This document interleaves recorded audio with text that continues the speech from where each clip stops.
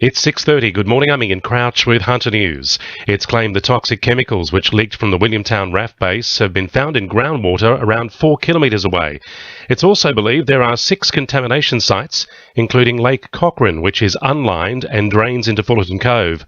The Herald reports drainage from the base is the likely cause for the spread of the chemicals. 2 investigations into remediation, the EPA's handling of the leak, are now underway. Lake Macquarie Police want to speak to a man who approached 2 young children last night at Blackwell's Park. A 5-year-old boy and 8-year-old girl were playing in the front yard of their home on Rupert Street just before 6:30 when a white 4-wheel drive drove up onto the footpath in front of their house. Sergeant Dave Rose says a man got out of the vehicle and approached the front fence before speaking to the children in a suspicious and intimidating manner. Police are urging the man in the white 4-wheel drive to come forward and speak to them. He's been described as being of Caucasian appearance, aged in his 40s, with short dark hair and a facial beard. He was wearing a black shirt with grey shorts or pants at the time of this incident, and we urge any witnesses who might have information about that particular incident to contact the local police or Crime Stoppers. A man's pleaded guilty to robbing a Rutherford takeaway shop in April. Greg Curry walked into the New England highway business with a blood-filled syringe before demanding money from the attendant, who happened to be his own brother. He fled with a small amount of money before later being arrested after a police dog found his possessions, the syringe and the stolen cash at a home on First Avenue. The 21-year-old will be sentenced in December.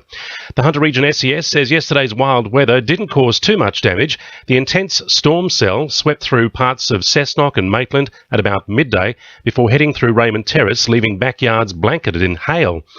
Mandy Haig from the Lower Hunter SES says they were kept busy for a few hours in the wake of the storm. A lot of roof damage, so roof damage caused by the hail. We had a couple of branches broken, a lot of skylights broken, but we had about 45 jobs up until late last night. We had another 3 jobs come in overnight with just the heavy rain that we had that come through. One of Australia's largest crane companies says dozens of jobs could go from its Hunter operation unless a new enterprise agreement is signed soon. The Herald reports the mining industry downturn has seen Boom Logistics cut half of its Australian workforce, with 60 of those jobs going in the Hunter. However, costs need to be cut by another 15%, and that if a new workplace deal can't be brokered, it's likely to put the jobs of the remaining 100 Hunter workers in jeopardy. Maintenance work is underway on the Merriweather Wharf seawall at Honeysuckle. Work will take place over a 4-month period, which involves cleaning and inspection, necessary repairs and removal of any remaining timber fender piles. Hunter Development Corporation General Manager Bob Hawes says they'll be ensuring the seawall is standing the test of time. It's a combination of maintenance work but also some investigation work. I mean, most of that seawall and the wharf area around there were built some time ago. Timber components particularly go back a very long way, so some of those parts are actually being removed because they are redundant. Sport, thanks to our sponsor Warners Bay Sports Club. Champion trainer Gai Waterhouse is set to attempt her 6th Group 3 Newcastle Cup today. Waterhouse will saddle up top weight The Offer and stayer Z Zealy in this year's Cup. The Offer is well known for taking out the Sydney Cup in 2014, and both stayers raced in Europe before joining the Waterhouse stable. The Jets are zeroing in on a new Serbian striker, 30-year-old Milos Trifanovic. Trifanovic has played close to 350 games for clubs in Serbia, Montenegro and Sweden, racking up a total of 97 goals since his debut in 2002.